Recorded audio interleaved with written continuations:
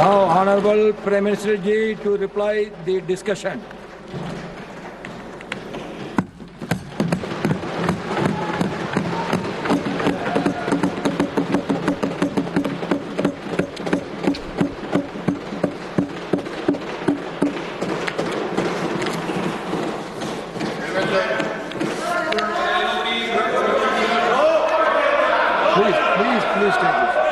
Please take your seat. No, please take your seat. Now, when the Prime Minister is on his legs, please take your seat. आदरणीय सभापति जी,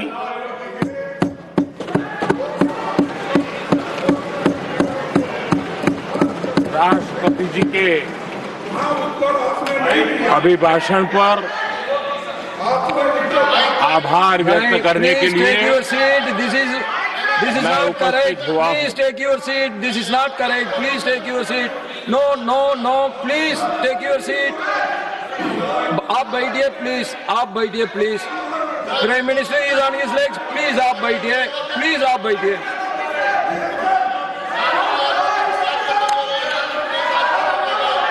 आदरणीय सभापति जी, इस धन्यवाद प्रस्ताव पर समर्थन के लिए इस सदन में अपनी भावनाओं को व्यक्त करना मैं अपना सौभाग्य मानता हूं। आदरणीय सभापति जी, विकसित भारत की यात्रा में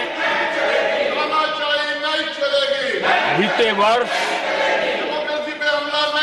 देश के तेज प्रगति से विकास के वर्ष रहे हैं।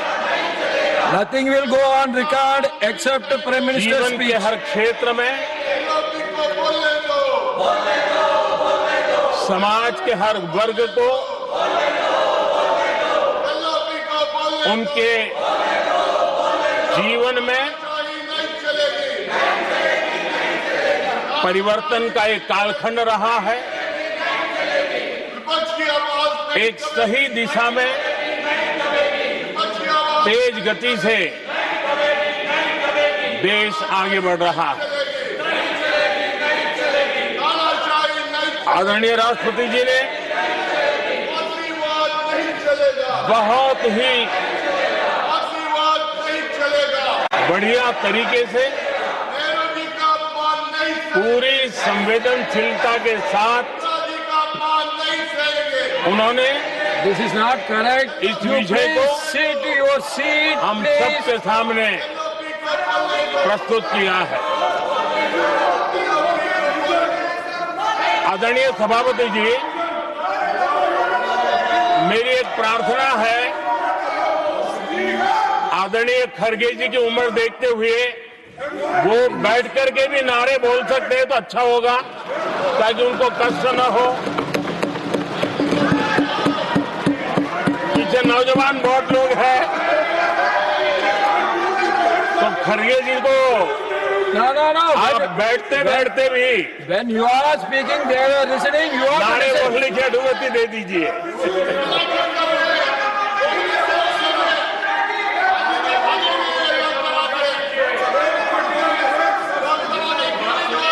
आदरणीय सभापति जी, राष्ट्रपति जी ने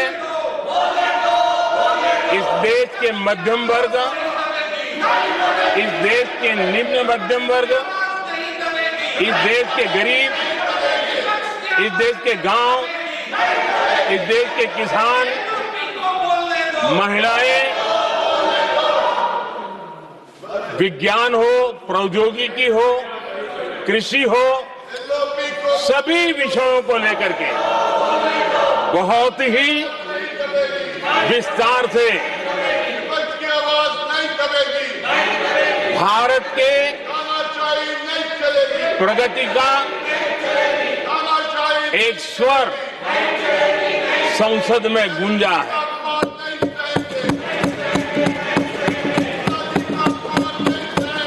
देश के नौजवान भारत के सामर्थ्य को कैसे आगे बढ़ा रहे हैं, इसकी भी विस्तार से चर्चा की है। सामर्थ्य को उन्होंने शब्दांकित किया है। और इतना ही नहीं, आदरणीय राष्ट्रपति जी ने भारत के उज्जवल भविष्य के प्रति एक विश्वास व्यक्त किया है। ये अपने आप में हम सबके लिए प्रेरक है। आदरणीय सभापति जी, 21वीं सदी का प्रथम क्वार्टर पूरा हो चुका है, लेकिन ये दूसरा क्वार्टर जैसे पिछली शताब्दी में भारत की आजादी के जंग में दूसरा क्वार्टर बहुत ही निर्णायक बना था। मैं साफ साफ देख रहा हूं कि विकसित भारत के निर्माण की दिशा में ये दूसरा क्वार्टर भी उतना ही सामर्थ्यवान होने वाला है, उतना ही तेज गति से आगे बढ़ने वाला है। और इसलिए आदरणीय सभापति जी, राष्ट्र का हर व्यक्ति ये महसूस कर रहा है कि एक अहम पड़ाव पर हम पहुंच चुके हैं। अब न हमें रुकना है, न हमें पीछे मुड़ करके देखना है। I will not go ahead to what you are doing. आगे ही आगे देखना Please है, बैठिए। I am not going to let गति you से चलना now. है। You please बैठिए। और लक्ष्य को प्राप्त करके ही हमें सांस लेनी है। उस दिशा में हम आगे बढ़ रहे हैं। Nothing should go on record except to the Prime Minister's speech.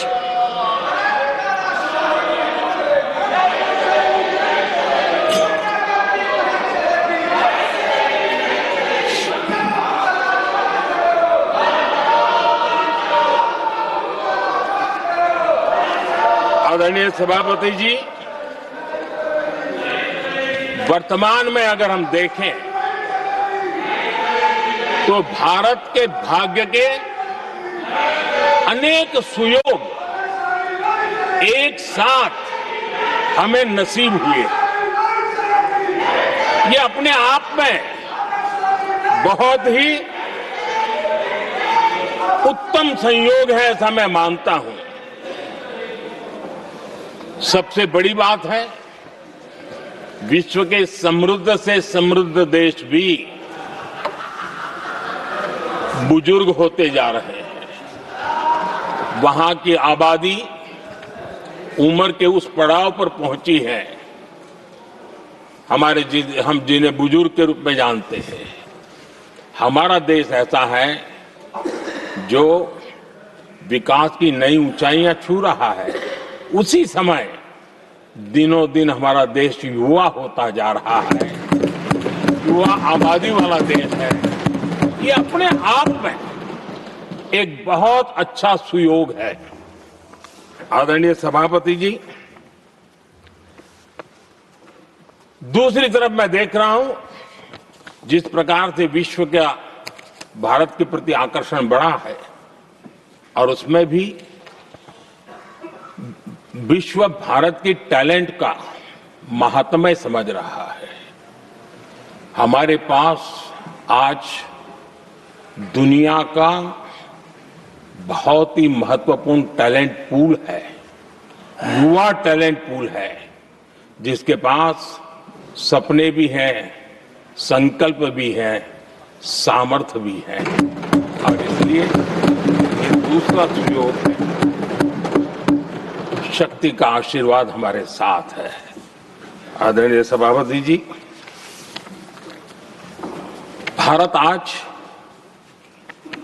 विश्व में जो चुनौतियां पैदा हो रही हैं, उन चुनौतियों का समाधान देने वाला एक देश आशा की किरण बना हुआ है, और हम समाधान दे रहे हैं।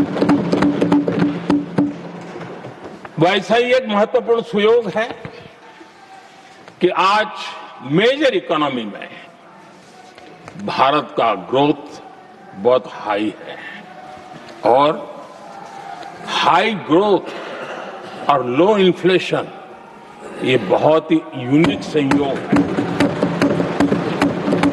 और ये हमारी अर्थव्यवस्था की मजबूती को प्रदर्शित करता है।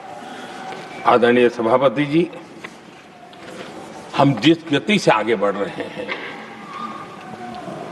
जब हमें देश की जनता ने सेवा करने का मौका दिया तब फ्रेजाइल 5 के रूप में ये देश जाना जाता था। जब हमें अवसर मिला तब देश आजाद हुआ तब हम दुनिया में 6 नंबर की इकोनॉमी थे, लेकिन इन लोगों ने ऐसा एक हाल करके रखा कि 11 पे पहुंचा दिया। आज हम 3 पर जाने की दिशा में तेज गति से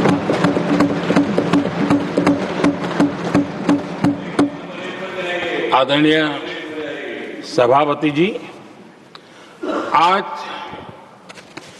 कोई भी सेक्टर देश लीजिए, चाहे साइंस हो, चाहे स्पेस हो, चाहे स्पोर्ट्स हो, हर क्षेत्र में आज भारत एक कॉन्फिडेंस के साथ, आत्मविश्वास से भरा हुआ भारत है।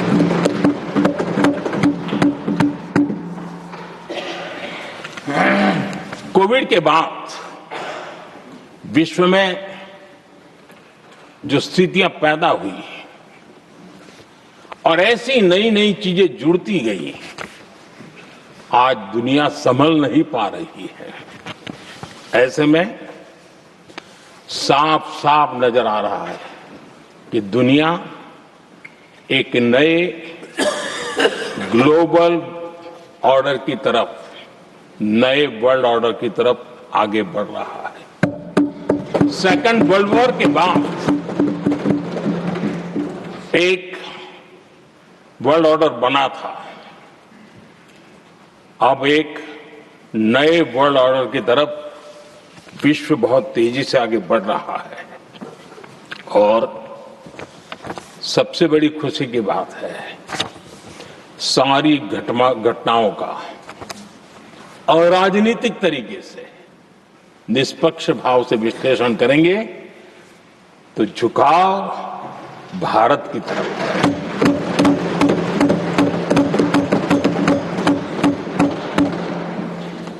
विश्व मित्र के रूप में, विश्व बंधु के रूप में आज भारत अनेक देशों का विश्वस्त पार्टनर बना है और हम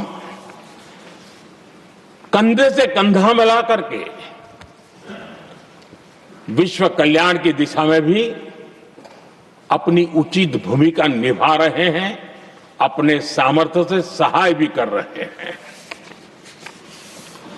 आदरणीय सभापति जी, आज पूरा विश्व ग्लोबल साउथ की चर्चा करता है, लेकिन उस चर्चा के सूत्रधार के रूप में आज भारत वैश्विक मंचों पर ग्लोबल साउथ की बुलंद आवाज बन गया है।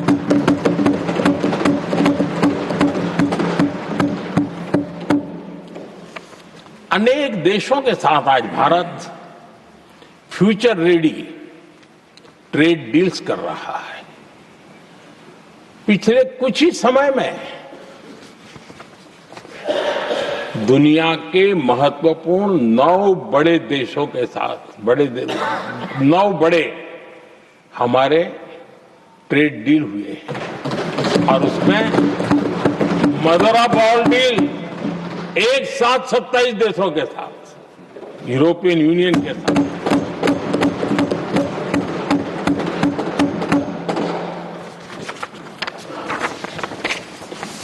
जो लोग थक गए,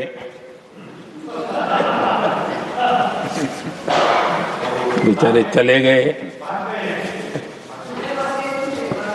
लेकिन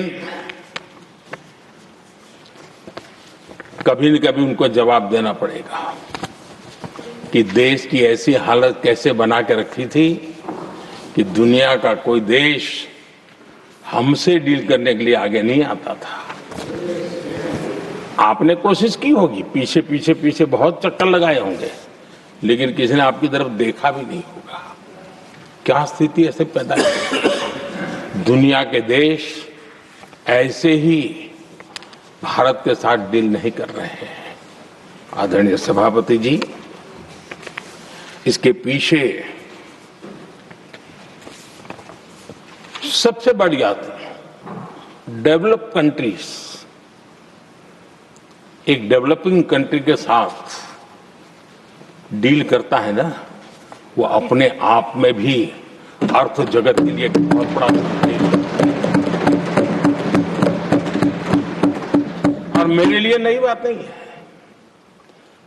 जब मुझे गुजरात में सेवा करने का अवसर मिला था तो मैं एक वाइब्रेंट गुजरात समिट करता था और मेरे लिए गर्व की बात थी कि एक स्टेट, हिंदुस्तान का एक स्टेट, मेरी इस वाइब्रेंट समिट के partner country, develop country Japan हुआ करता था।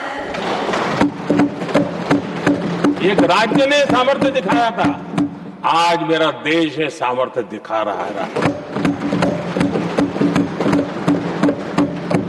ये तब होता है जब आपके पास आर्थिक सामर्थ्य हो, आपके पास आपके नागरिकों के अंदर, देशवासियों में एक ऊर्जा हो और खास करके मैन्युफैक्चरिंग के लिए एक मजबूत इकोसिस्टम हो, तब जाकर के विश्व आपके साथ डील करने के लिए आगे आता है। वोट बैंक की राजनीति में डूबे हुए लोगों ने कभी भी देश के ऐसे अनेक पहलुओं पर मजबूती देनी चाहिए, ये कभी उनकी प्राथमिकता नहीं रही और उसी का परिणाम है। और जहां तक कांग्रेस पार्टी का सवाल है,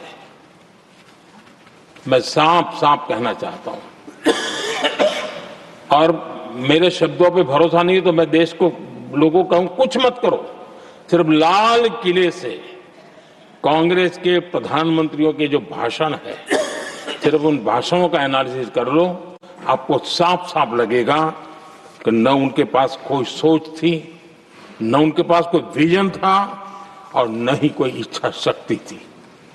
और इसका परिणाम है कि देश को इतना भुगतना पड़ा। आदरणीय सभापति जी, मैं कोटि कोटि देशवासियों का आभारी हूं, उन्होंने सेवा करने का अवसर दिया।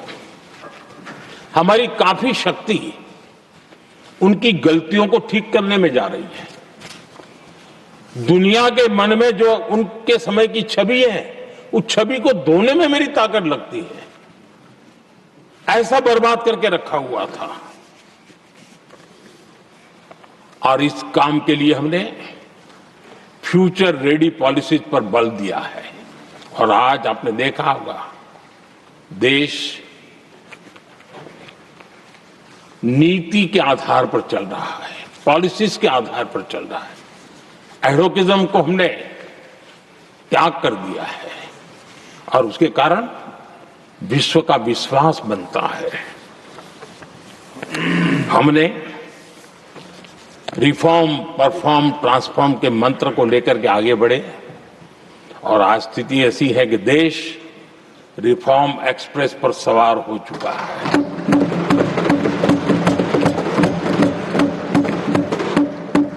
हमने स्ट्रक्चरल रिफॉर्म्स किए हैं, प्रोसेस से जुड़े रिफॉर्म्स किए हैं, पॉलिसीज में रिफॉर्म किए हैं।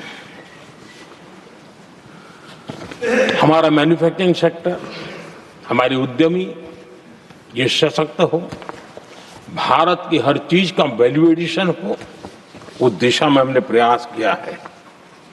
और मैं आज विश्वास के साथ कह सकता हूं, आज भारत विश्व के साथ स्पर्धा करने के लिए पूरी तरह तैयार है।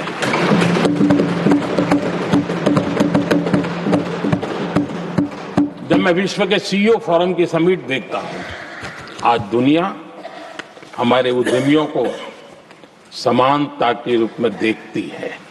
और जब पिछले दिनों सभी दलों के डेलीगेशन विश्व में गए थे, ये भाव उन्होंने भी अनुभव किया और आकर के मुझे सभी दल के माननीय सांसदों ने अपने अनुभव बता रहे थे, बड़ा गर्व से कह रहे थे कि हाँ, बराबरी से बात हो रही है। ये हमारे लिए अपने आप में बात है। आदरणीय सभापति जी, एमएसएमई का बहुत बड़ा नेटवर्क जितना सामर्थ्यवान होता है, वो लंबे अरसे तक इकोनॉमी को एक ताकत देता है। हमने उस दिशा में बल दिया और हमने कई रिफॉर्म्स किए हैं। आज हमारे एमएसएमई नेटवर्क पर दुनिया का भरोसा बढ़ रहा है। बड़े बड़े हो सकता है हम हवाई जहाज नहीं बनाते होंगे, लेकिन कई हवाई जहाज है जिसमें कई पुर्जे मेरे देश के छोटे छोटे एमएसएमई बना रहे हैं। आदरणीय सभापति जी, देश में हुए इन प्रयासों का नतीजा सबके सामने है। बड़े बड़े देश भारत के साथ व्यापारिक संबंध बनाने के लिए बहुत ही आतुर है। यूरोपीय संघ का ट्रेड डील हो, अमेरिका के साथ अभी अभी हुआ जो ट्रेड डील हो, और कल हमारे पीयूष जी ने सदन में विस्तृत जानकारी भी दी है, और पूरा विश्व खुल करके इस ट्रेड डील का तारीफ कर रहा है। और उसमें जब यूरोपियन यूनियन के साथ ट्रेड डील हुआ तो विश्व को भरोसा हुआ कि अब वैश्विक स्तर पर स्थिरता की संभावना बढ़ेगी। अमेरिका के साथ ट्रेड डील होने के बाद विश्व को और भरोसा हो गया कि जो स्थिरता के एहसास हो रहा था, अब गति का भी एहसास होने लगा है। अब विश्व के लिए शुभ संकेत है। आदरणीय सभापति जी, इसका सबसे बड़ा लाभ हमारे देश के नौजवानों को होगा। और जब मैं नौजवान कहता हूं तो उसमें मध्यम वर्ग का भी नौजवान होता है, शहर का नौजवान भी होता है, गांव का नौजवान भी होता है, बेटा भी होती है, बेटी भी होती है। और इसलिए उसे टुकड़ों में न देखा जाए। मेरे देश के युवा के सामर्थ्य का हमें गौरव करना चाहिए, और उनके लिए पूरा विश्व बाजार अब खुल चुका है। अब उनके लिए अवसर ही अवसर है। और मैं उनको कहता हूं, आइए दोस्तों, मैं आपके साथ कंधे से कंधा मिला करके खड़ा हूं। हिम्मत कीजिए, बढ़िए, देश आपके साथ खड़ा है और दुनिया आपका स्वागत करने के लिए इंतजार कर रही है। आदरणीय सभापति जी, जिस प्रकार से दुनिया में हमारे युवा प्रोफेशनल्स की मांग बढ़ रही है, इवन केयर गिवर्स की मांग बढ़ रही है, हर कोई मिलता है हमें इस प्रकार के लोग चाहिए। कुछ लोग तो अपना स्पेशल ऑफिस यहां बना रहे हैं रिक्रूट करने के लिए, योग्य टैलेंट की खोज के लिए। इसका मतलब हुआ कि भारत के प्रोफेशनल्स के लिए भी विश्व में बहुत बड़े अवसर बन रहे हैं। आदरणीय सभापति जी, ये संसद का उच्च सदन, ये एक प्रकार से राज्यों का प्रतिनिधित्व करता है। और जो चर्चा की बारीकियां मैंने देखी, मेरा मन कहता है कि थोड़ा स्तर इसका ऊपर होना चाहिए था, और वहां से तो ज्यादा होना चाहिए। वो तो कितने साल तक सरकारों में रहे हैं, वहां से जरा चर्चा का स्तर ऊंचा होना चाहिए था, लेकिन उन्होंने ये मौका भी गंवा दिया। देश उन पर कैसे भरोसा कर सकता है। आदरणीय सभापति जी, मैं कल एक माननीय सदस्य को सुन रहा था। यूं तो वो अपने आप को राजा कहलाने में बहुत गर्व करते हैं, लेकिन वे आर्थिक असमानता की चर्चा कर रहे थे। बताइए, जो खुद को राजा माने और वो आर्थिक असमानता बात करे तो लगता है कि क्या यही देखने के बाकी रह गए थे क्या? आदरणीय सभापति जी, हमारे टीएमसी के साथियों ने काफी कुछ कहा। जरा खुद तो अपने गरेबा में देखें। निर्मम सरकार पतन के जितने भी पैरामीटर्स हैं उन सब पैरामीटर्स में नए नए रिकॉर्ड बनाते जा रहे हैं और यहां उपदेश दे रहे हैं। क्या हाल करके रखा हुआ है। ऐसी निर्मम सरकार से वहां के लोगों का भविष्य अंधकार के अंदर डूब रहा है, लेकिन इनको कोई परवाह नहीं है। सत्ता सुख के सिवाय कोई आकांक्षा नहीं और वे यहां उपदेश देते हैं। घुसपैठ,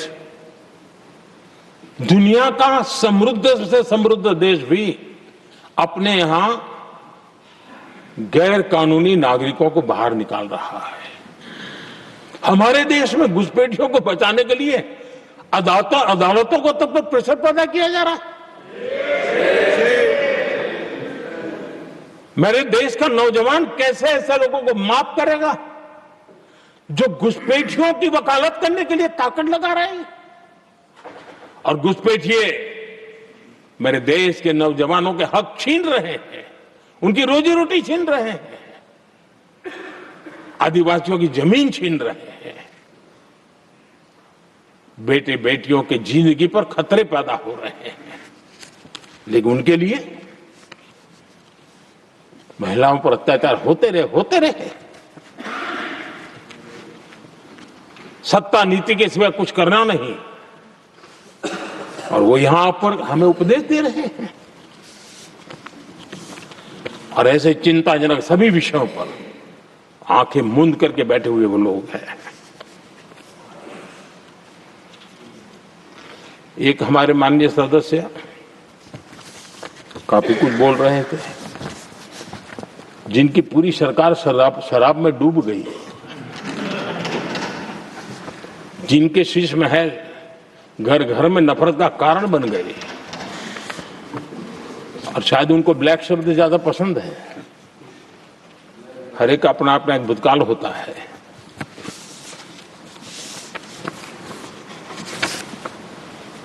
पता नहीं ब्लैक के साथ उनका क्या पुराना रिश्ता है। आदरणीय सभापति जी, ऐसे सभी साथियों से मैं आज जरूर कहूंगा, तुम कितना दुनिया को धोखा दोगे, तुम कितना दुनिया को धोखा दोगे। आईना देख लिया तो अपनी सच्चाई कहां छिपाओगे।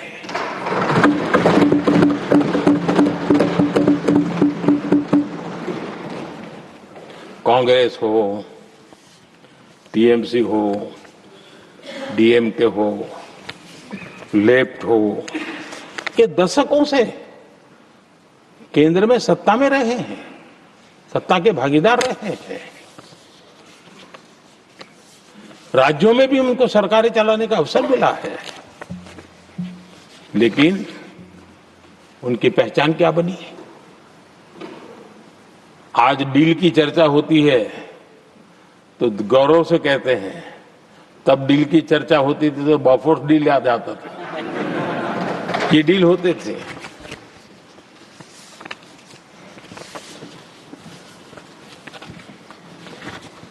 उन्होंने सिर्फ जेब भरने का काम किया। नागरिकों के जीवन में बदलाव आना उनकी प्राथमिकता नहीं थी। आदरणीय सभापति जी, मैं कुछ उदाहरणों के साथ भी बात बताना चाहता हूं क्योंकि यहाँ चर्चा में ये सारे विषय आए हैं और इसलिए मुझे कहना बहुत जरूरी है। अब एक उदाहरण देता हूं मैं बैंकिंग सेक्टर का। बैंकिंग सेक्टर एक प्रकार से अर्थव्यवस्था की ग्रिड होता है। 2014 से पहले फोन बैंकिंग का कालखंड था। नेता के फोन जाते थे और उसके आधार पर करोड़ों रुपया दे दिए जाते थे और गरीबों को तो बैंकों में दुत्कार मिलती थी, नफरत होती थी।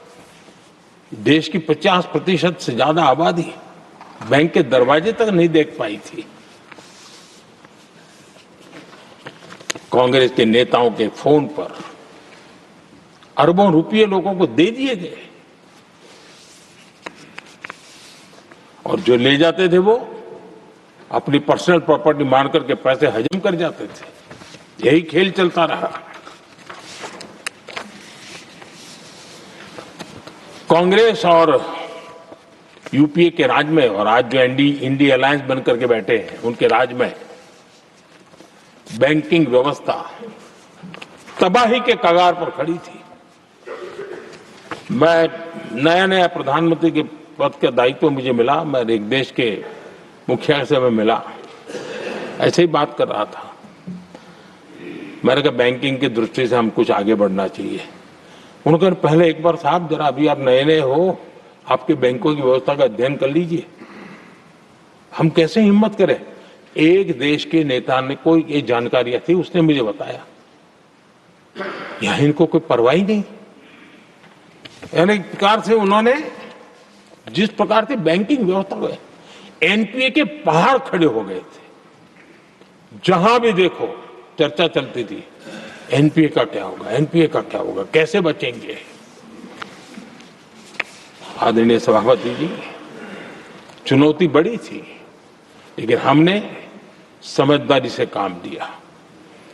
बैंकिंग व्यवस्था के सब कर्ता धर्ताओं को विश्वास में लिया।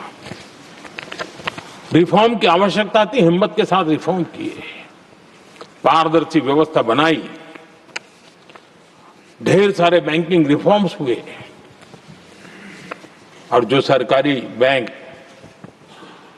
दुर्बल हो चुकी थी, ठीक नहीं चल पाती थी, उसको हमने बड़ी बैंक के साथ मर्जर कर दिया। और मुझे याद है किसी एक महाशय बड़े अपने आप को विद्वान मानने वाले ने लिखा था, अगर मोदी सरकार बैंकों में ये कर ले तो हिंदुस्तान का बहुत बड़ा रिफॉर्म हो जाएगा। वो काम मैंने आते ही कर दिए थे। आदरणीय सभापति जी, और इन सारी चीजों का नतीजा हुआ बैंकों में जो बीमारी घर कर गई थी उस बीमारी से बैंकों को मुक्ति मिली। बैंकों का स्वास्थ्य सुधरा, लगातार सुधरा, अभी भी तेजी से आगे दौड़ रहे हैं। और बैंकिंग का जब स्वास्थ्य सुधरा तो लेन देन का कारोबार भी उनका बढ़ा, लोगों को पैसे मिलने लगे, सामान्य व्यक्ति को पैसे मिले। ऐसे ऐसे गरीब लोगों को लोन मिले जिनके लिए कभी बैंक के दरवाजे बंद थे, बेचारा दूर से देख करके उसे जाना पड़ता था। आज मुद्रा योजना जो देश के नौजवान को अपने पैरों पर खड़े रहने की ताकत देता है, मुद्रा योजना जो स्वरोजगार की प्रेरणा देता है, लेकिन स्वरोजगार के भाषण के काम नहीं होता है, उसका हाथ पकड़ना पड़ता है, उसको साथ देना पड़ता है, उसको सहाय देनी पड़ती है। और हमने मुद्रा योजना के साथ द्वारा 30 लाख करोड़ रुपया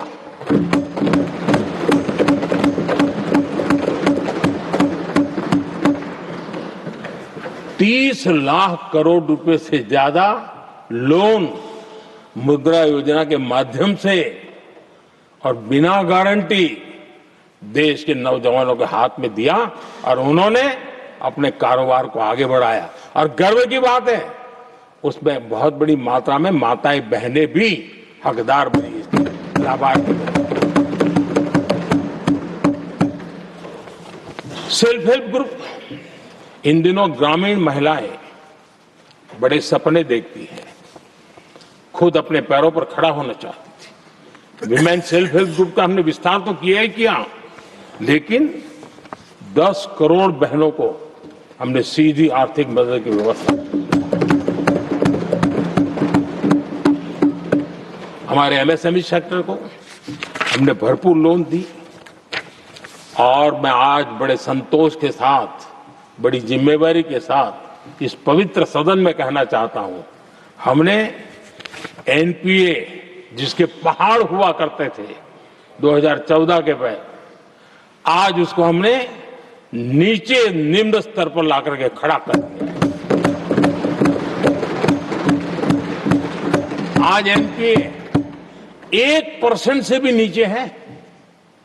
ये अपने आप में बैंकों के स्वास्थ्य के लिए बहुत उत्तम काम हमने किया। मैं इतना ही नहीं, हमारे बैंकों का प्रॉफिट आज रिकॉर्ड पर है, हाई रिकॉर्ड है उसके। ये अपने आप में देश की अर्थव्यवस्था को ताकत देने के लिए, बैंकिंग व्यवस्था मजबूत होती है तो बाकी अर्थव्यवस्था को भी मजबूती मिलती है। उस काम को कहेगा। आदरणीय सभापति जी, मैं एक और उदाहरण देना चाहता हूं। हमारे पीएसयूज, आमतौर पर पीएसयूज के संबंध में मान्यता बन चुकी थी, वो बनते ही हैं बीमार होने के लिए, वो बनते ही हैं बर्बाद होने के लिए, वो बनते ही हैं बंद होने के लिए। हमने इस पूरी मानसिकता को हकीकतों के आधार पर बदलने में सफलता प्राप्त की है। और ये लोग पीएसयूज को लेकर के कितनी गलत बातें फैलाते थे। अर्बन नक्सल की तरह ऐसे पीएसयूज के दरवाजे के बाहर मजदूरों की मीटिंग करके भड़काने का पाप करते थे, गुमराह करने का काम करते थे।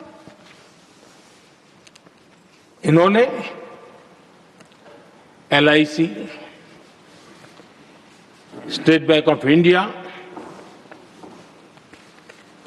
और भी एचएएल, ऐसे हर एक को बड़ा भला बुरा और इतना भद्दे तरीके से, जब उनकी सरकार थी तब तो ये इन चीजों को संभाल नहीं पाते थे, उसको कुछ कर भी नहीं पाते थे। आदरणीय सभापति जी, हमने इसमें भी हिम्मत दिखाई।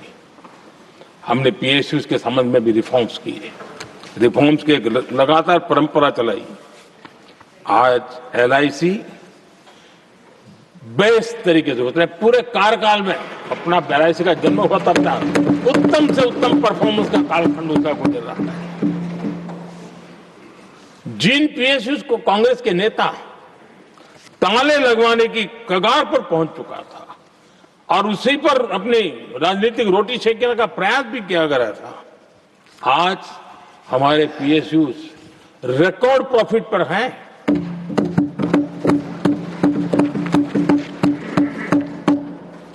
इतना ही नहीं, वे अपने परफॉर्मेंस से मेक इन इंडिया को भी गति दे रहे हैं। मेक इन इंडिया का जो सपना है उसका पूरा करने में वे भी एक बहुत बड़े कैटलिक एजेंट के रूप में आज भूमिका अदा कर रहे हैं।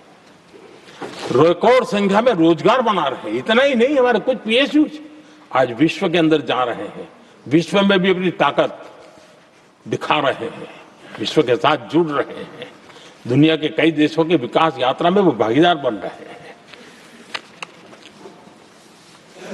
आज हमारे पीएसयूज को बहुत बड़े बड़े ऑर्डर देश से भी और देश के बाहर से भी मिलने लगे हैं।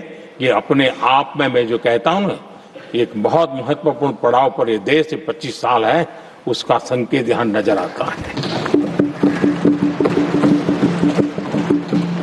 आदरणीय सभापति जी, कांग्रेस ने विश्वासघात करने के विषय में भी हमारे देश के अन्नदाता को भी नहीं छोड़ा। इस देश में 10 करोड़ किसान ऐसे हैं जिनके पास 2 हेक्टेयर से भी कम जमीन है, छोटे किसान हैं। उनकी तरफ कभी परवाह नहीं की गई, उनकी तरफ कभी देखा नहीं गया, नहीं उनके दिमाग में ये छोटे किसानों का कोई महात्मा था। उनको लगता है कुछ बड़े लोगों को संभाल लिया तो गाड़ी चल जाएगी, और यही राजनीति करते रहे। आदरणीय सभापति जी, हमारे दिल में छोटे किसान के प्रति एक दर्द था। हम जमीनी हकीकतों से परिचित थे और उसी के कारण हम पीएम किसान सम्मान निधि योजना लेकर गए। और आप इतने कम समय में हमारे इन छोटे किसानों के खाते में 4 लाख करोड़ रुपया हमने दिया है। 4 लाख करोड़ रुपया आंकड़ा छोटा नहीं होता है आदरणीय सभापति जी। और उसने हमारे छोटे किसानों को एक नई ताकत दी है, नए सपने देखने का सामर्थ्य दिया है। और मुझे पक्का विश्वास है कि हमारा किसान उस दिशा में जरूर भारत की आशा अपेक्षा के अनुरूप परिणाम देगा।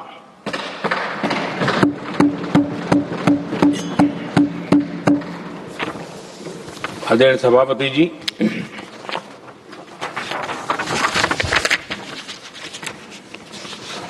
यहां कुछ साथियों ने इम्प्लीमेंटेशन के संबंध में शिकायतों का भाषण काफी किए। शायद वो तय करके आए थे कि ऐसा ऐसा बोलना है, तो इसमें तो उनका ऐलान दिखता था, बाकी में तो नहीं दिखता है। आदरणीय सभापति, जब ये इम्प्लीमेंटेशन को लेकर के इतनी बड़ी बड़ी बातें करते हैं, मैं एक जरा किस्सा सुनाता हूं। मैं किसी का भला बुरा कहने के लिए नहीं कर रहा हूं, मैं सिर्फ हकीकत है रख रहा हूं। परेशानी जिनको होगी उनको होगी, लेकिन तथ्य तो तथ्य ही होते हैं। हमारे देश के एक नेता हिमाचल प्रदेश के दौरे पर गए थे और वहां से आने के बाद उन्होंने खुद ने ये घटना कहीं सुनाई, रिकॉर्ड पर उपलब्ध है। उसमें उन्होंने कहा,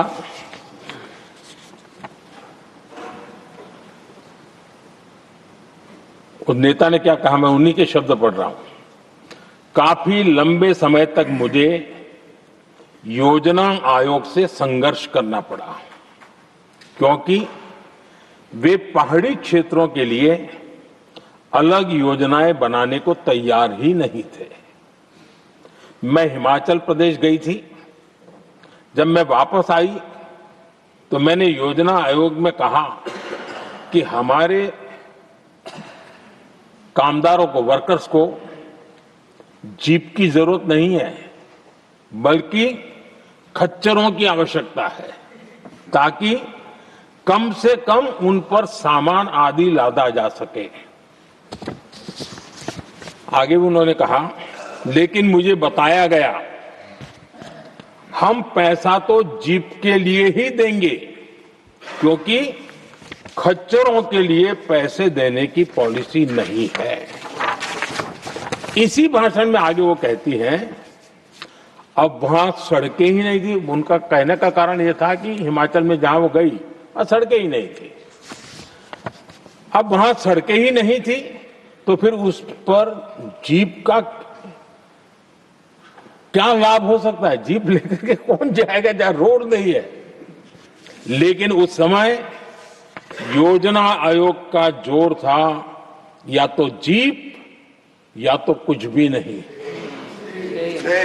आदरणीय सभापति जी, ये भाषण किसी और का नहीं, ये कांग्रेस के वरिष्ठ नेता और तत्कालीन प्रधानमंत्री इंदिरा गांधी का भाषण है।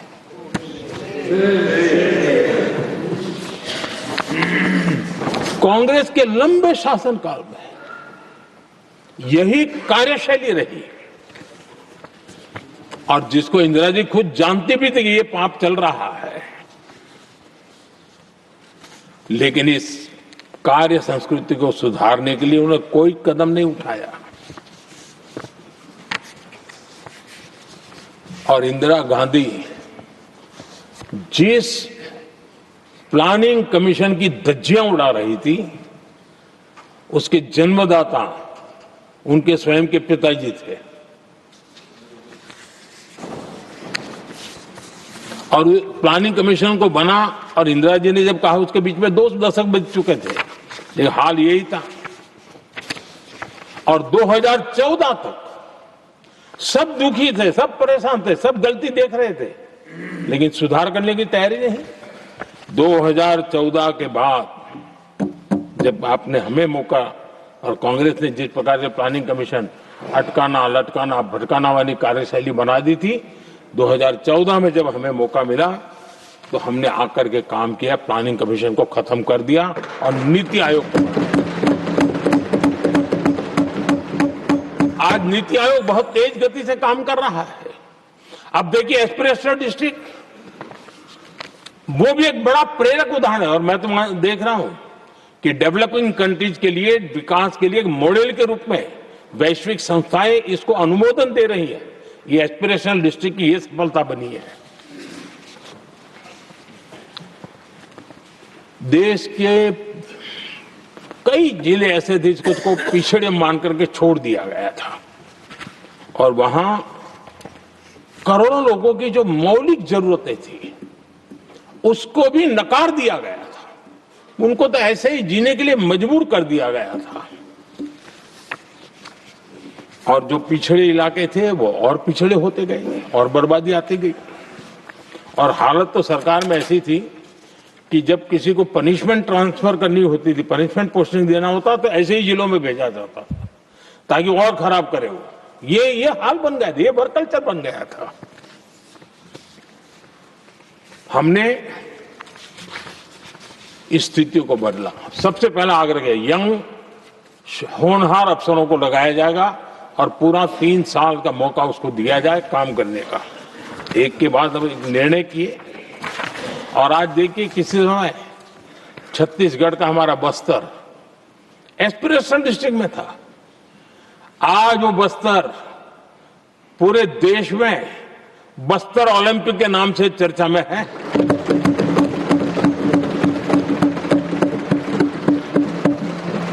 आज विकास की धारा बस्तर के गांव-गांव पहुंच रही है। अभी कुछ गांवों में पहली बार बस देखी, पूरे गांव ने उत्सव मनाया बस्तर में। ये परिस्थितियां छोड़ करके गए हुए हैं लोग और यहां पर पता नहीं किस प्रकार से देश को कहां ले जाना चाहते हैं लोग। आदरणीय सभापति जी, इंप्लीमेंटेशन क्या होता है, ये एस्पिरेशनल डिस्ट्रिक्ट एक बहुत बड़ा शानदार उदाहरण है। ऐसे तो सैकड़ों उदाहरण हैं, लेकिन मैं कहने के लिए इसको उल्लेख कर रहा हूं। कांग्रेस के हमारे साथियों को ये जो बदलाव आ रहा है उसमें इंप्लीमेंटेशन नजर नहीं आ रहा है और उनका तो एक ही वो प्लानिंग कमीशन वाला मॉडल है, जीप और खच्चर वाला मॉडल, यही वो लोग जानते हैं, उससे आगे कुछ नहीं जानते। और ये इंप्लीमेंटेशन कैसे करते हैं, मेरा जन्म नहीं हुआ था उसके पहले सरदार वल्लभ भाई पटेल ने नर्मदा नदी पर बांध बांधने की कल्पना की।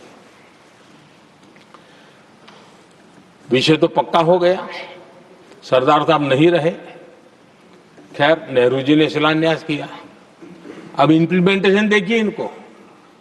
मेरा जन्म नहीं हुआ था जब इसकी कल्पना की गई थी और प्रधानमंत्री बनने के बाद मैंने उसका उद्घाटन किया, ये हाल है।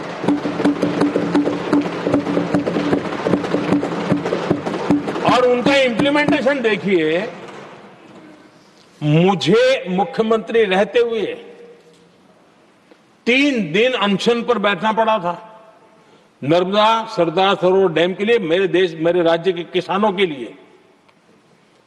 मैंने अपने आप को दांव पर लगा दिया था, तब जाकर के भारत सरकार को झुकना पड़ा और तब जाकर के सरदार सरोवर डैम के कंस्ट्रक्शन को गति मिली और यहां मैं पहुंचा तब मुझे उसका उद्घाटन करने का सौभाग्य मिला। और आज कच्छ तक हावड़ा बीएसएफ के लोग जहां बैठते हैं वहां तक नर्मदा का शुद्ध पानी पीने के लिए पहुंच रहा है।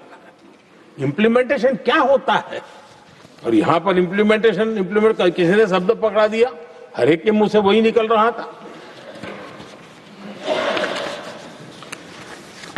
हमने कांग्रेस की कार्यशैली को बदलने के लिए, जब मैंने देखा कई ऐसे काम थे अटके पड़े हुए, कोई पूछने वाला नहीं थे फाइलों में, और पॉलिटिकल फायदे के लिए अनाउंसमेंट कर दिए, दिए जला दिए, पत्थर लगा दिए, करना कुछ नहीं। आखिरकार मैंने एक टेक्नोलॉजी वाला प्लेटफॉर्म बनाया यहां आकर के, प्रगति के नाम से। ये प्रगति प्लेटफॉर्म का मैं उदाहरण देता हूं, आप हैरान हो जाएंगे। मुझे एग्जैक्ट याद नहीं है, लेकिन शायद हिमाचल में एक ट्रेन उन्होंने पार्लियामेंट में घोषित की थी, शायद ऊना और कोई। मेरे आने तक वो कागज पर भी उसका ड्राइंग नहीं बना था, बताओ, और चुनाव जीतने के लिए वो घोषणा कर दी। प्रगति के अंदर मेरे सामने विषय आया, ऐसे कई विषय मेरे सामने आए, और उस प्रगति के अंदर हमने एक एक प्रोजेक्ट क्यों अटके हुए, कॉस्ट किस डिपार्टमेंट की काम में क्या मुसीबत आई है, किसने गलत तरीके से इसको आगे बढ़ाया, और बजट तो बढ़ता ही गया था। जो योजना 900 करोड़ में होनी थी वो 90,000 करोड़ तक पहुंच जाए, ये हाल करके रख दिया था इन्होंने। हमने एक टेक्नोलॉजी प्लेटफॉर्म बनाया, हर महीने बैठा, अभी मैंने 50वां एपिसोड पूरा किया उस मीटिंग का, और लगातार उस काम करते करते और संबंधित राज्यों को भी बिठाया, उनकी कठिनाइयों को भी समझा, उसके इम्प्लीमेंटेशन में कौन मिनिस्ट्री का परेशानी हो रही है, किस स्टेट की परेशानी हो रही है, किस कानून की परेशानी हो रही है, हर एक की बारीकी से देखा, और आज मैं गर्व से कह सकता हूं 85 लाख करोड़ रुपीस का काम को गति मिली है। 85 लाख करोड़ रुपीस के काम, आप कल्पना कीजिए देश की कितनी बड़ी शक्ति को अनलॉक किया हमने। इंप्लीमेंटेशन कैसे होता है ये हमने करके देखा है। रेल हो, रोड हो, सिंचाई हो, ग्रामीण कोई व्यवस्था का काम हो, इन सारी चीजों को हमने इसमें लिया।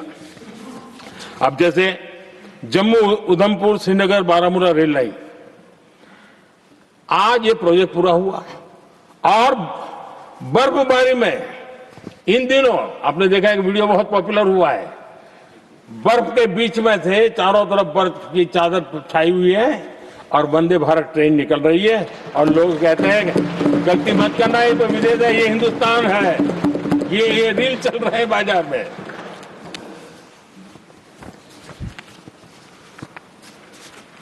लेकिन 3 दशक तक यही प्रोजेक्ट लटका हुआ था। 3 दशक, 30 साल, आप कल्पना कर सकते, 2 पीढ़ी आगे बढ़ जाए, ये यही के अटके पड़े थे।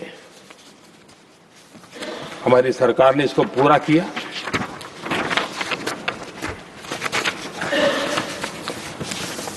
आदरणीय सभापति जी, मैं असम की बात करता हूं, और कोई ये मत सोचो कि मैं चुनाव है इसलिए बोल रहा हूं।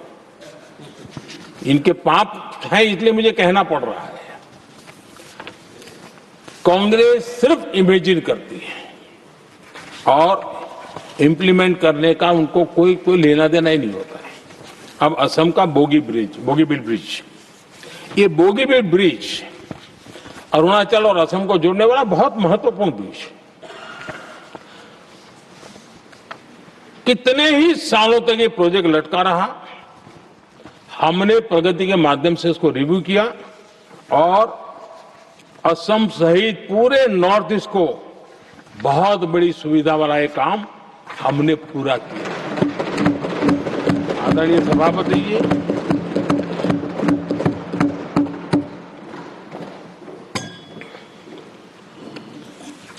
इंप्लीमेंटेशन की बातें जब करते हैं तो एक बार और हमारे पास तो तथ्यों के साथ चीजें हैं कि हमने चीजों को समय पर पूरा करने की दिशा में आगे बढ़े, और इन दिनों तो जो काम कर रहे हैं समय से पहले हो रहा है। हमने पूरी दुनिया को कहा था कि हम 2030 तक यहां पहुंचेंगे सोलार में, हमने वो काम 2025 में कर दिया।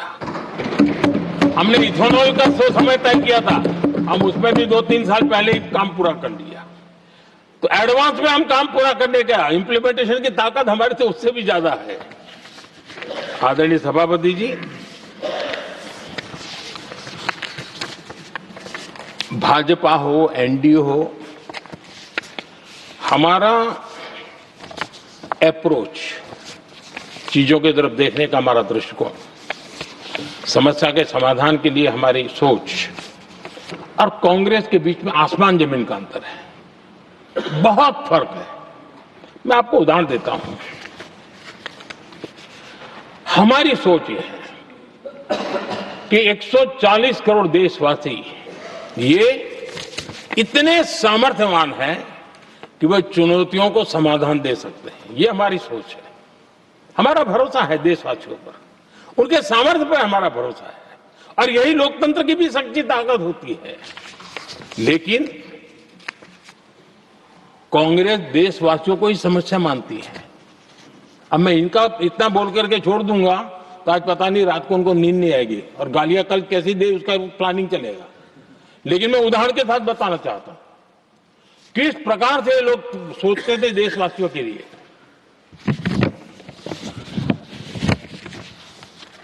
देश के लोगों के बारे में नेहरू जी और इंदिरा जी की सोच क्या थी, मैं उसके विषय में बताना चाहता हूं। इंदिरा जी एक बार ईरान गए थे और ईरान में वो भाषण दे रही थी और उस भाषण में उन्होंने नेहरू जी के साथ जो बातचीत हुई थी उसका उल्लेख किया। खुद ने कहा है, उन्होंने कहा, और मैं जो इंदिरा जी ने कहा था उसको कोट कर रहा हूं, जब किसी ने मेरे पिताजी से पूछा, यानी नेहरू जी से पूछा कि उनके सामने कितनी समस्याएं हैं, तो उन्होंने उत्तर दिया था 35 करोड़। नेहरू जी ने जवाब दिया था कि उनके सामने कितनी समस्याएं हैं, बोले 35 करोड़। उस समय हमारे देश की जनसंख्या थी 35 करोड़। अब आगे देखिए, 35 करोड़ देशवासी नेहरू जी को समस्या लगते थे। ऐसा कोई मुखिया हो सकता है क्या जी? और इस बात का उदाहरण देते हुए इंदिरा जी ने आगे कहा कि आज देश की जनसंख्या 57 करोड़ है, इसलिए मेरी समस्याओं की संख्या भी उतनी ही बड़ी है। यानी पिताजी को 35 करोड़ समस्या वाले देशवासी लगते थे, अब 57 करोड़ उनको समस्या। कोई ऐसा हो सकता है जो अपने ही देशवासियों को समस्या माने? ये फर्क है उनकी सोच और हमारी सोच में, ये फर्क है उनके अप्रोच और हमारे अप्रोच में।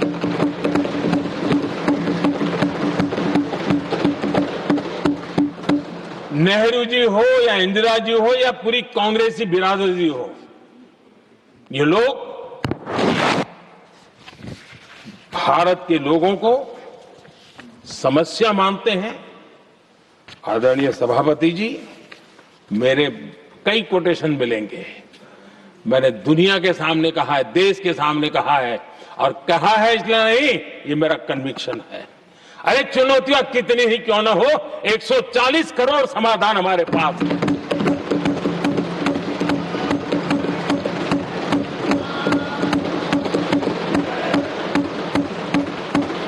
हमारे लिए देशवासी समर्थक की पूंजी है। हमारे लिए हर देशवासी भारत का उज्जवल भविष्य का नियंता है, निर्माता है, कर्ता धर्ता है। हम उसको समस्या कैसे कह सकते हैं? ऐसी सोच वाले लोग अपने परिवार का ही भला करेंगे और किसका करेंगे? आदरणीय सभापति जी, देश के लोगों का अपमान करते रहना एक कांग्रेस के स्वभाव में पड़ा हुआ है, उनके संस्कारों में पड़ा हुआ है। कांग्रेस ने बीते दिनों राष्ट्रपति जी का अपमान किया। चुनाव के बाद जिस प्रकार से हमारे राष्ट्रपति जी के लिए शब्द कहे गए हैं, शर्मिंदगी महसूस होती है कि ये कैसे लोग हैं? भारत के राष्ट्रपति के लिए क्या बोल रहे हैं लोग? आदरणीय सभापति जी, कल लोकसभा में भी राष्ट्रपति जी के अभिभाषण पर चर्चा नहीं हो पाई। ये राष्ट्रपति पद, उसका घोर अपमान किया है। उनको संविधान शब्द मुंह में बोलने की अधिकार नहीं रहता है। जो लोग गरीबी से निकली हुई एक महिला, आदिवासी परिवार से आई हुई एक महिला,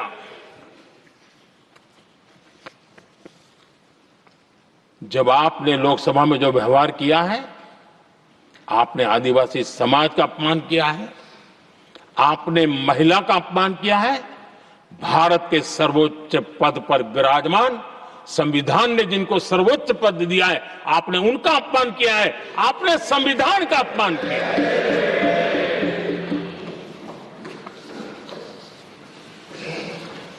आदरणीय सभापति जी, उनको कुछ भी लगता हो,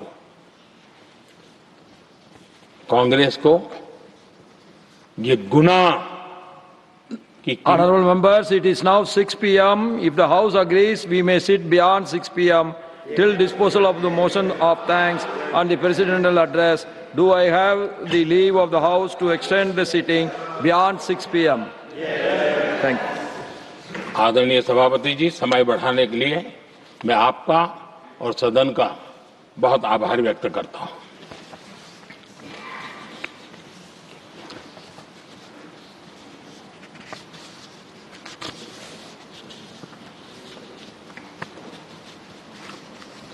आदरणीय सभापति जी, बड़ी दर्दनाक लोकसभा की घटना है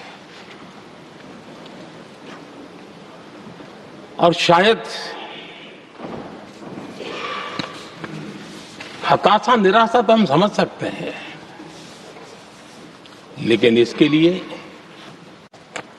देश के पवित्र लोकतंत्र के मंदिर को ही इस रूप में कर देना, और उस समय चेयर पर असम के ही हमारे एक माननीय सांसद बैठे थे और उस समय कागज फेंके गए, टेबल पर चढ़ दिया गया। क्या ये नॉर्थ ईस्ट का अपमान नहीं है? क्या असम के नागरिकों का अपमान नहीं है? कल फिर दोबारा किया उन्होंने, और उस समय आंध्र के दलित परिवार का बेटा चेयर पर बैठा था, उसको भी अपमानित किया। यानी आपने नॉर्थ ईस्ट का अपमान, चेयर में बैठा अपमान करो। आंध्र के एक दलित परिवार का बेटा चेयर पर बैठा, उसका अपमान करो। सदन ने इनको काम दिया हुआ है, सबने मिलकर के काम दिया हुआ है, लेकिन वो दलित समाज से आते हैं, इसलिए आप अपमान करते हो।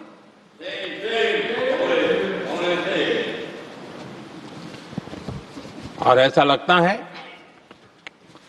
कांग्रेस के लोगों को असम की जनता के प्रति बड़ी नफरत है। उनको लगता है कि उसकी जनता ने उनका साथ छोड़ दिया, मतलब उनके दुश्मन हो गए। क्या कभी लोकतंत्र में ऐसे सोचते हैं क्या? मुझे तो तब बहुत पीड़ा हुई थी जब भारत रत्न भूपेन हजारिका जी, जो कि इस देश के बहुत ही सम्मानीय व्यक्तित्व है जी, आज भी घर घर में उनको स्मरण करते हैं लोग। उनके प्रति जो भक्ति का भाव है, आप कल्पना नहीं कर सकते, लेकिन उनको इसकी भी कोई परवाह नहीं है। और जिस प्रकार से, और हमारा सौभाग्य था कि हमने भूपेन हजारिका जी के देश के लिए जो उनका योगदान था, नॉर्थ ईस्ट जैसे इलाके से पूरे देश को अपने वाणी से, अपने विचारों से, अपनी अभिव्यक्ति से बांध के रखा था। हमने भारत रत्न देने का निर्णय किया, इस पर भी इनको ऐतराज। और मैं तो हैरान हूं, खड़गे जी अगर होते तो मैं उनके हाजिर में कहता ही है। इन्होंने जिस प्रकार से बोला ना भारत रत्न के बाद, वो वीडियो पर उनका चेहरा देखेंगे ना, आपको लगा रहे ये ऐसे लोग हैं, ऐसा व्यवहार करते हैं। और ये कहा, अरे ये तो सिंगर थे। मैं समझता हूं कि एक किसी का भी अपमान करने में कभी भी पीछे नहीं रहते हैं। उन्होंने भूपेन हजारिका जी को भारत रत्न दिया, उसका भी विरोध किया। ये पूरे असम का विरोध है, पूरे देश के कला प्रेमियों का विरोध है। और मुझे पक्का विश्वास है, असम कभी भी इस अपमान को भूलने वाला नहीं है।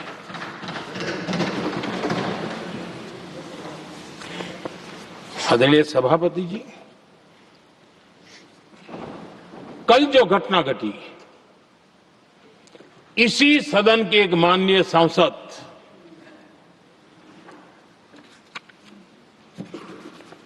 कांग्रेस के शातिर दिमाग जिनका है ऐसे एक युवराज ने उनको गद्दार कह दिया। अहंकार कितनी सातवें आसमान पर पहुंच चुका है इनका।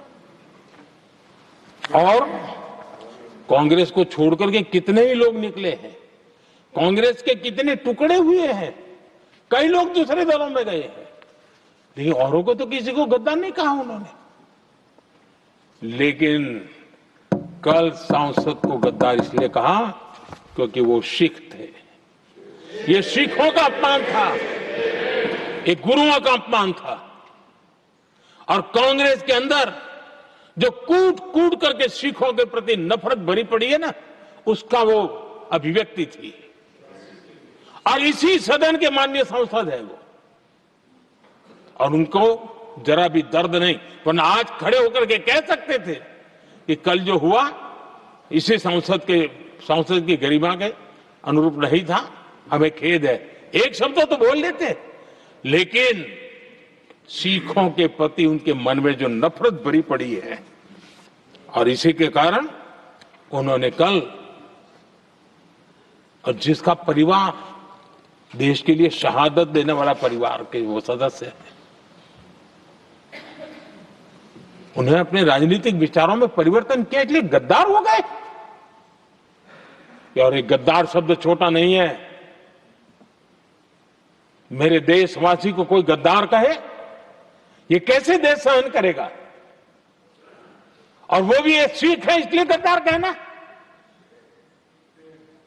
बहुत दुर्भाग्य की बात है। और ऐसे लोग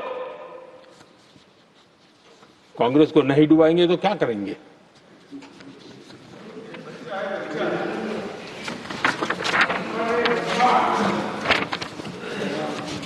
आदरणीय सभापति जी, एक तरफ ये दृश्य है और दूसरी तरफ हमारे सदानंद जी मास्टर का दृश्य है।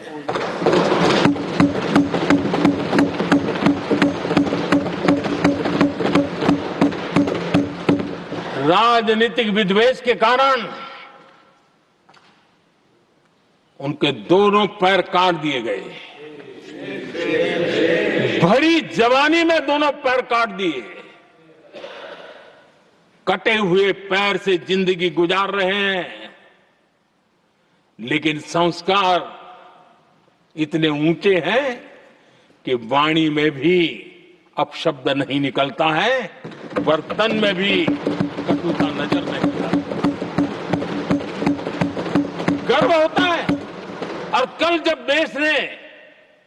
जब उनका पहला भाषण हो रहा था सदन में, और उन्होंने जब अपने बेंच पर आपसे इजाजत लेकर के अपने कटे हुए पैर के लिए वो जो लीम का उपयोग करते हैं, आर्टिफिशियल लीम का, उन्होंने जब रखा, वो दृश्य देश के लिए पीड़ादायक था कि इस देश में ऐसा ही बंधारण की बातें करने वाले इंडिया अलायंस के लोग, और ये इंडिया अलायंस पूरा जिम्मेवार है इसके लिए,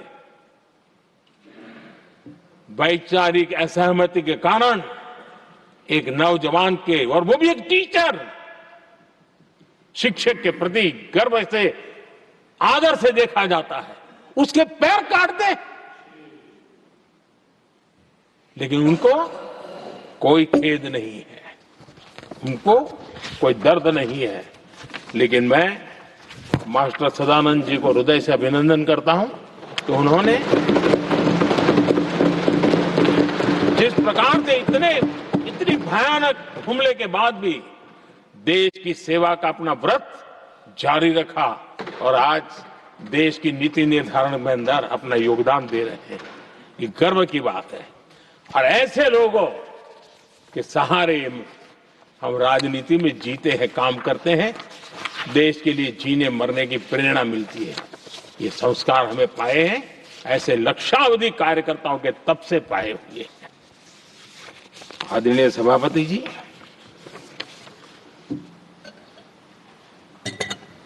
इन दिनों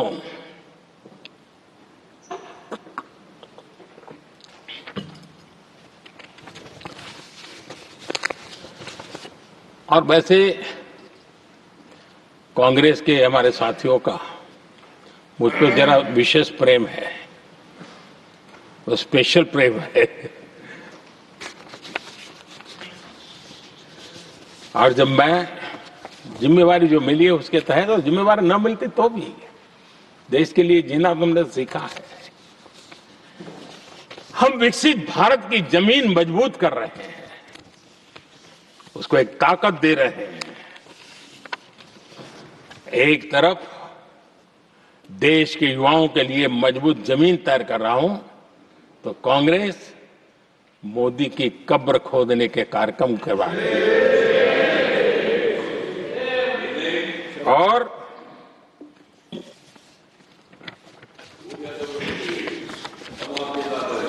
मोहब्बत की दुकान खोलने वाले मोदी तेरी कब्र खुदेगी के नारे लगा रहे हैं जी। ये कौन सी मोहब्बत की दुकान है जो देश के ही किसी नागरिक के कब्र खोदने के सपने देखती हो? ये कौन सा संविधान से उन्होंने सीखा है जो देश के ही किसी नागरिक के कब्र खोदने की बात करते हो? क्या ये संविधान का अपमान नहीं है? क्या ये मानवता का अपमान नहीं है? क्या ये सार्वजनिक जीवन की मर्यादाओं का अपमान नहीं है?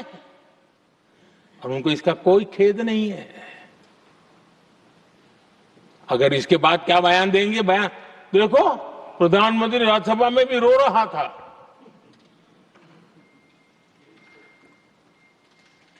किस प्रकार के संस्कार और वृत्तियों से पले बड़े लोग हैं ये। आदरणीय सभापति जी, मेरे लिए कोई अनुभव मेरा बहुत पुराना है। 2002 से जब वे विपक्ष में थे तब से, और 2004 से जब वो सत्ता में आए तब से, और 2014 से मैं जब यहां आया तब से, पिछले 25 साल से संसद का एक भी सत्र ऐसा नहीं गया, मोदी संसद का सदस्य नहीं था, एक भी सत्र ऐसा नहीं गया जिसमें इस सदन के अंदर मोदी को गाली देने का काम न किया हो इन लोगों ने। 25 साल।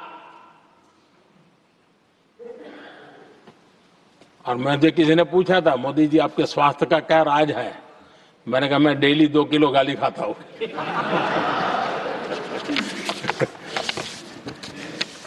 आदरणीय सभापति जी, ये मोदी की कब्र क्यों खोदना चाहते हैं? ये सिर्फ नारा नहीं है, ये इनके भीतर पड़ी हुई नफरत का प्रतिबिंब है, इसकी अभिव्यक्ति है। और वे इसलिए हैं, हमने 370 की दीवार गिरा दी, इसलिए वो मोदी की कब्र खोदना चाहते हैं। हमने नॉर्थ ईस्ट में बम बंदूक और आतंक का जो छाया बना रहता था, नॉर्थ ईस्ट में शांति और विकास का राह अपनाई, इसलिए वो मोदी की कब्र खोदने पर सोच रहे हैं। पाकिस्तानी आतंकियों को घर में घुस करके जवाब देते हैं, इसलिए मोदी की कब्र खोदने की बात करते हैं। ऑपरेशन सिंदूर करते हैं, इसकी उनको परेशानी होती है और इसलिए वो मोदी की कब्र खोदते हैं। माओवादी आतंक से देश को मुक्ति दिलाने के लिए साहसपूर्ण कदम उठा रहे हैं, इसलिए मोदी की कब्र खोदती है आपको। हमें नेहरू जी ने देश के साथ बहुत बड़ा अन्याय किया था, सिंधु जल समझौता करके उस सिंधु जल समझौते को हमने एबेंस में डाल दिया। क्या इसलिए आप मोदी की कब्र खोदने के नारे लगा रहे हो? आदरणीय सभापति जी, कांग्रेस की परेशानी कुछ और है। ये पचा नहीं पा रहे कि मोदी यहां तक पहुंचा कैसे, और उनकी परेशानी बढ़ती जा रही है कि भाई पहुंचा तो पहुंचा, लेकिन अब तक टिका क्यों है? और इसलिए वे एक ही रास्ता उनके लिए बचा हुआ लग रहा है कि मोदी तेरी कब्र खुदेगी। आदरणीय सभापति जी, ये तो मान करके बैठे थे। उनका लोकतंत्र, संविधान का कोई लेना देना नहीं। उनको तो लगता है कि प्रधानमंत्री पद उनके परिवार की जागीर है, उस पर कोई और बैठ नहीं सकता। ये जो उनके भीतर में नफरत पड़ी हुई है ना, मोहब्बत की दुकान में जो आग भरी पड़ी हुई है ना, उसका परिणाम है। और इसीलिए कोई क्यों बैठा, हमारा पैतृक अधिकार था, इसलिए मोदी की कब्र खोदने का नारा लेकर के वो चल रहे हैं। आदरणीय सभापति जी, कांग्रेस के शाही परिवार को देश ने दशकों तक अवसर दिया है, ऐसा नहीं है। देश ने आपके लिए भी अपना भविष्य दांव पे लगाया था, लेकिन आपने गरीबी हटाओ के नारे लगाए, गुमराह किया। लाल किले पर से कांग्रेस के एक भी प्रधानमंत्री के भाषण में गरीबी हटाने की बात ना आई हो, ऐसा नहीं हुआ है। लेकिन किसी भी प्रधानमंत्री ने गरीबी हटाने के लिए क्या किया, वो एक बार भी नहीं आया। वो नारे से अधिक कुछ नहीं था उनका। और मोदी ने रास्ता अपनाया गरीब को एम्पावर करने का, गरीब को सशक्त करने का। और मेरे देश के गरीबों को मैं सलाम करता हूं, उन्होंने देश की योजनाओं को समझा, स्वीकारा और अपने सामर्थ्य को बढ़ाने के लिए प्रयास किया। मैं देश के गरीबों का गौरवगान करता हूं कि हमारी नीतियों पर भरोसा करके, हमारी नीयत पर भरोसा करके उन्होंने भी अपने आप को खपाने के लिए कोई कमी नहीं रखी। और 25 करोड़ मेरे गरीब परिवार के भाइयों ने गरीबी को परास्त किया और खुद गरीबी से बाहर आए हैं। मैं उनको सलाम करता हूं। मेरे 25 करोड़ देशवासी जो निराशा में पड़े हुए थे, दूर एक आशा की किरण दिखाई दी, उठ खड़े हुए और आज हमारे साथ चल पड़े। आदरणीय सभापति जी, 2014 के पहले इम्प्लीमेंटेशन की बातें करते थे। हमारे यहां सैकड़ों लोग रेलवे क्रॉसिंग पर मरते थे। स्कूल की बस रेलवे क्रॉसिंग से जा रही है, 20-20, 25-25 स्कूल के बच्चे मरने की खबरें आती थी।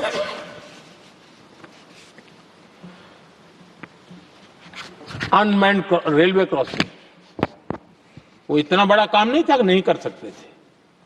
ये काम भी मुझे करना हुआ और हमने सारे अनमैन्ड क्रॉसिंग बंद कर दिए, लाखों लोगों की जिंदगी बचा ली। इसलिए ये मोदी की कब्र खोदना चाहते हैं। आदरणीय सभापति जी,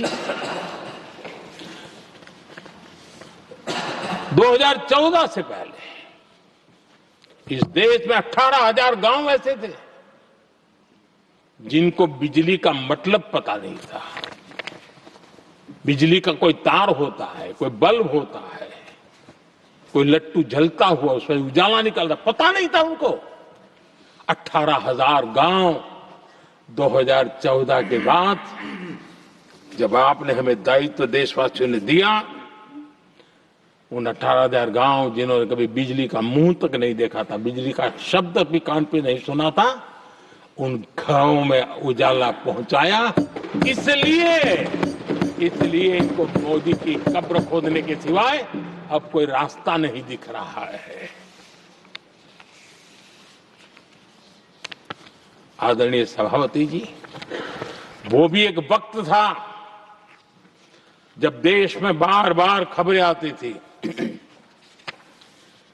मीडिया में हेडलाइन हुआ करती थी, सरहद की स्थिति के संबंध में बयान आते थे। गोला बारूद नहीं है, बुलेट प्रूफ जैकेट नहीं है, बर्फ के बीच खड़ा है, बर्फ में खड़े रहने के लिए जो जूते चाहिए वो जूते तक नहीं उसके पास, ये खबरें आती थी। हमने देश के जवानों के लिए खजाने खोल दिए, देश के जवानों को जो चाहिए वो देने की निकाल पड़े। और इसलिए वो चाहते कि अब तो कोई रास्ता बचा नहीं है, बस कब्र खुदेगी मोदी की, यही एक रास्ता उनके लिए बचा है। आदरणीय सभापति जी, एक बार उत्तर प्रदेश के वर्तमान मुख्यमंत्री जी ने सदन में भाषण करते करते वो रो पड़े थे।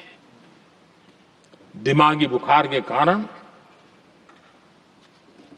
बच्चे, अनगिनत बच्चे मर रहे थे। इनको कभी सूझा नहीं कि इस दिमागी बुखार से मुक्ति दिलाई जा सकती है। आदरणीय सभापति जी, आंख की बीमारी ट्रकोमा, लोग परेशान होते थे, आंखें चली जाती थी और विज्ञान प्रगति कर चुका था, हो सकता था, वो नहीं कर सकते थे। हमने दिमागी बुखार से भी मुक्ति दिलाई और हमने ट्रकोमा से भी देश के लोगों की आंखें बचाई। यही सफलताएं हैं, यही संवेदनशीलता है, समाज के लिए जीने मरने का यही संकल्प है। पल पल, तिल तिल समाज के लिए बिताना, घिसना, झलना, वो उनको परेशान कर रहा है।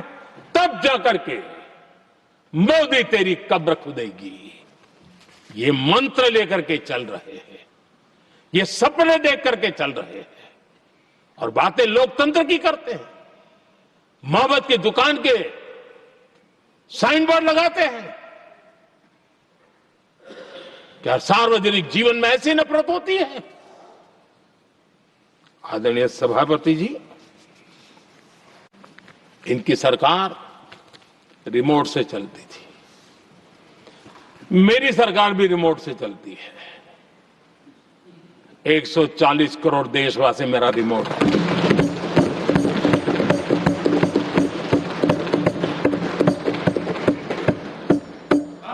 एक 140 करोड़ देशवासियों के सपने, 140 करोड़ देशवासियों की आकांक्षाएं, देश के नौजवानों के संकल्प, इनके लिए हम जीते हैं, इनके लिए सरकार चलाते हैं। सत्ता हमारे लिए सुख का रास्ता नहीं है, सत्ता हमारी लिए सेवा का माध्यम है।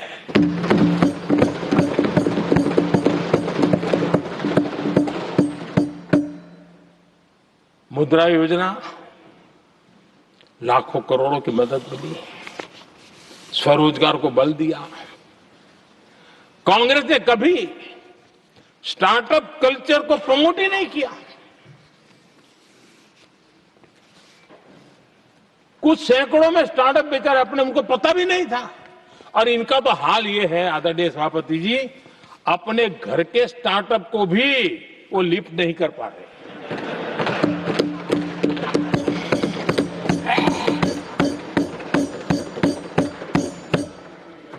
और हमारी सरकार में आज 2 लाख से ज्यादा स्टार्टअप है। और जब सफलता एक के बाद एक जन सामान्य के दिलों को जीतती है ना, तब जाकर के उनके पास एक ही रास्ता बचा है, मोदी तेरी कब्र खुदेगी। लेकिन उस हमारा याद कीजिए, बीएसएनएल को लेकर के चुटकुले चलते थे, कार्टून बनते थे। आज स्वदेशी 4G स्टैक हमने खड़ा कर दिया। 5G दुनिया में सबसे तेज गति से रोल आउट करने का काम हमने कर दिया। कम्युनिकेशन की नई जनरेशन, नई टेक्नोलॉजी, नई सोच, इसको हमने आगे बढ़ाया। और इसलिए दर्द जुबान पे आ रहा है, मोदी तेरी कब्र खुदेगी। आदरणीय सभापति जी,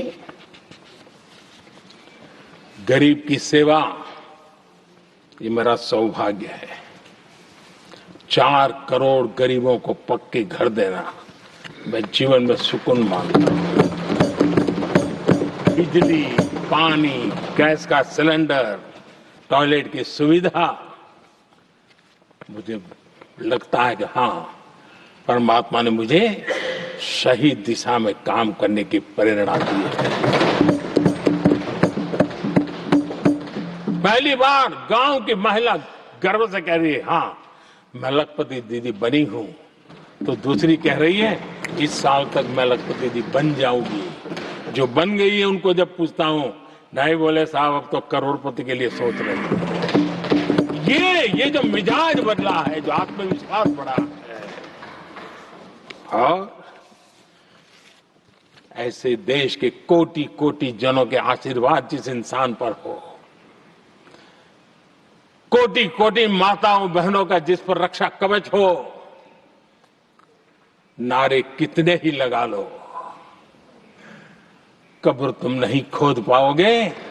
ये देश की शक्ति,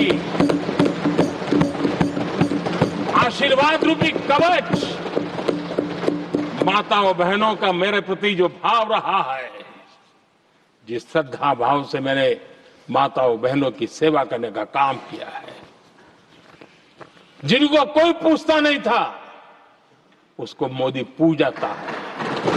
यही करना है, और ये आशीर्वाद ही है जो इनको चूबते हैं, और इसलिए कब्र खोदना चाहते हैं। आदरणीय सभापति जी, चोरी करना जिनका पुश्तैनी धंधा है, जिन्होंने एक गुजराती की सरनेम भी चुरा ली,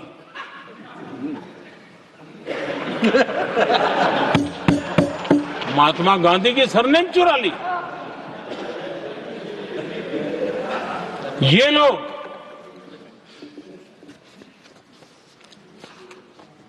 और देश की जनता इतनी समझदार ऐसी ऐसी पटक देती है, ऐसी पटक देती है तो लोगों को।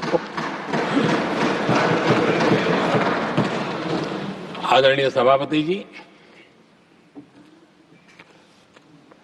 हम एक विकसित भारत का सपना लेकर के चले, और आज वो सपना देश के लोगों की ऊर्जा के कारण संकल्प में बदल चुका है। आज कहीं पर भी जाइए, हर कोई ये कहता है कि 2047 तक विकसित भारत बनना है, और मैं हैरान हूं,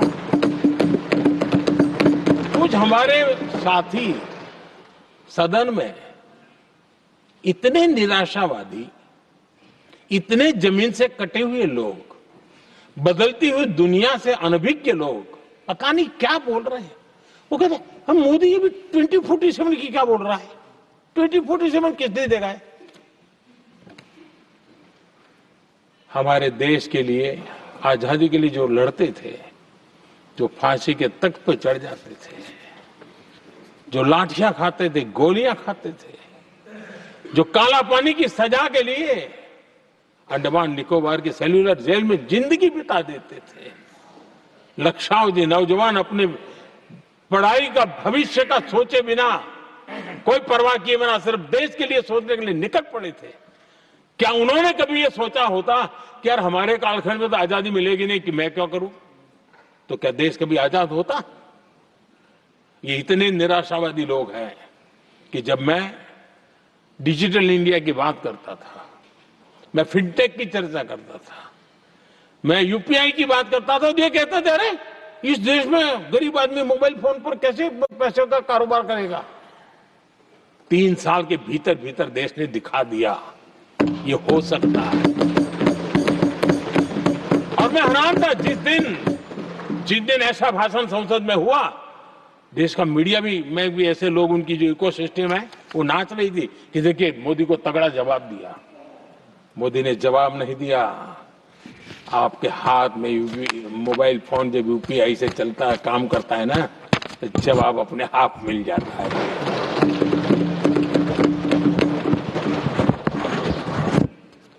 आदरणीय सभापति जी, कांग्रेस के समय एक व्यंग चला करता था और आमतौर पर कहा जाए और सीरियस नेचर की चर्चा में भी आता था, हंसी मजाक में भी आता था। इंडिया मिस द बस, ये कॉमन वर्ड हो चुका भाई, मौका गंवा दिया, बाजी हाथ से चली गई। इंडिया मिस द बस, ये हमेशा होता था। आदरणीय सभापति जी, आज भारत कोई बस मिस नहीं कर रहा है, आज भारत काफिले का नेतृत्व कर रहा है।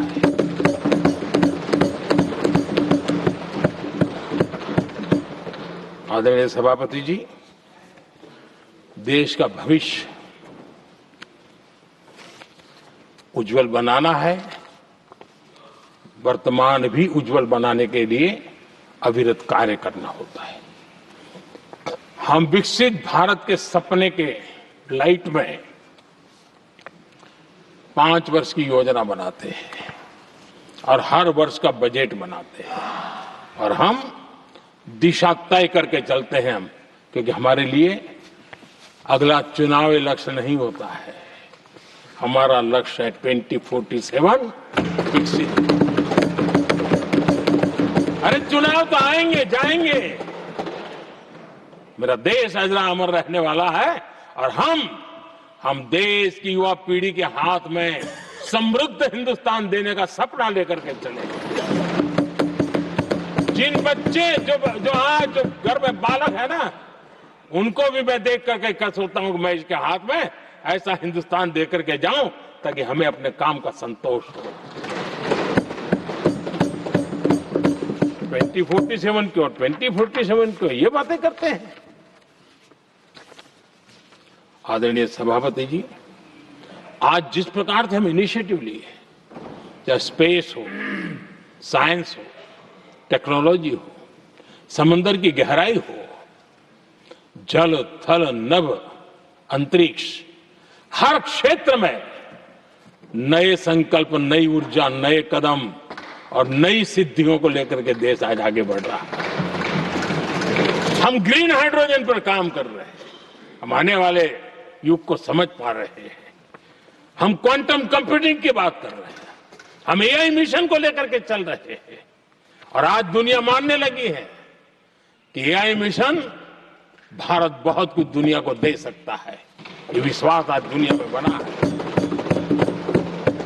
आज दुनिया में क्रिटिकल मिनरल, रेयर अर्थ राजनीतिक हथियार बन गया है।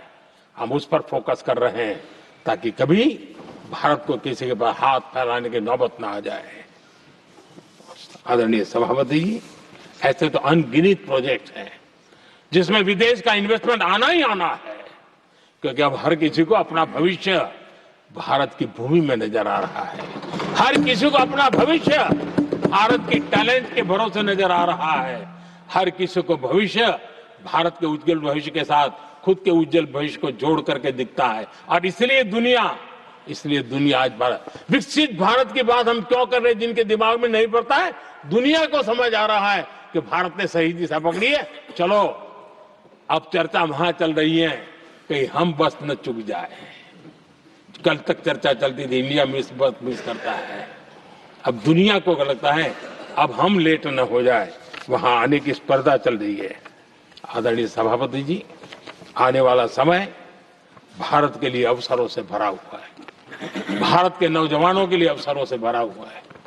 भारत के उज्जवल भविष्य के लिए मैं पूरी संभावनाएं रेखांकित कर सकता हूं, मैं देख सकता हूं, और उसके दिशा में नीतियां बनाकर हम आगे चल रहे हैं। हम इसको और मैं चाहता हूं, मेरे देशवासियों को निमंत्रण देता हूं, और मैं देशवासियों को आज सदन से भी कहना चाहूंगा, मैंने मन की बात में भी इसका उल्लेख किया था, मैं यहां पर सभी माननीय सांसदों से भी कहूंगा कि आप भी अपने अपने क्षेत्र में से लोगों को बताइए, जब दुनिया भर में इतने अवसर पैदा हुए हैं, उसको स्थायित्व तब मिलता है जब हम उत्तम प्रकार की चीजों को लेकर के जाए, हम क्वालिटी को कॉम्प्रोमाइज न करें। मुनाफा कम क्यों न हो, लेकिन क्वालिटी को हम निरंतर उत्तम करते जाएंगे। इनोवेशन करना पड़ेगा, करेंगे, रिसर्च करना पड़ेगा, करेंगे, प्रोडक्ट में मटेरियल बदलना पड़े तो बदलेंगे, लेकिन हम दुनिया में क्वालिटी की दृष्टि से उत्तम हो, तब जाकर के जो आज राजनीतिक दृष्टि से जो निर्णय होते हैं उसका बेनिफिट लेने के लिए हमने पीछे नहीं रहना चाहिए। मेरे देशवासियों से मैं आज यही आग्रह करूंगा कि आप क्वालिटी के विषय में मेरा साथ दीजिए, क्वालिटी में कॉम्प्रोमाइज न करिए।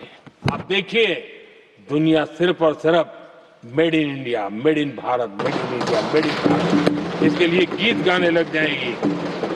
आदरणीय सभापति जी, मैं कांग्रेस के मित्रों का भी आज आभार व्यक्त करता हूं कि कम से कम मुझे, उनको पता था, पहले प्रयोग कर चुके थे, पिछले 10 साल में मुझे 5-6 बार इस प्रकार से बोलने से रोका गया, क्योंकि उनको मालूम था एक बार शुरू होता हूं तो रुकता नहीं।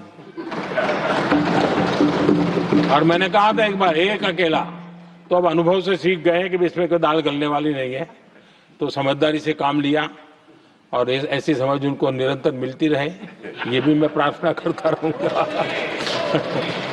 आदरणीय सभापति जी, मैं राष्ट्रपति जी के उद्बोधन में योगदान देने वाले सभी सांसदों का भी आभार व्यक्त करता हूं।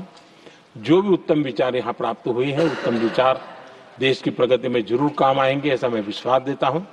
और आदरणीय राष्ट्रपति जी का इस संबोधन के लिए मैं हृदय से आभार व्यक्त करते हुए मेरी वाणी को विराम देता हूं। बहुत बहुत धन्यवाद।